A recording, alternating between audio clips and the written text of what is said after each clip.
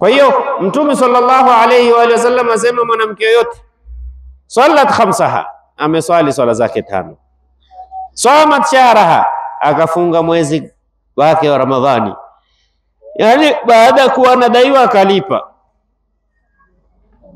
hafidhat farjaha, akajihifadhi yule mwanamke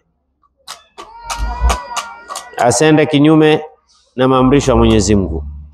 Ata'at zawjaha, akamtii mumewe. Sikia hilo la mwisho, mwanamke kama huyo akawa atamtii mumewe, basi Mtume sallallahu alaihi wasallam asema qila laha yawmal qiyama, ataambiwa mwanamke huyo siku ya kiyama, udkhulil jannata, ingia peponi, min ayi abwabiha 8 shi'ti, mlango wote katika milango 8 utakao, chagua ni lako, chagua wewe.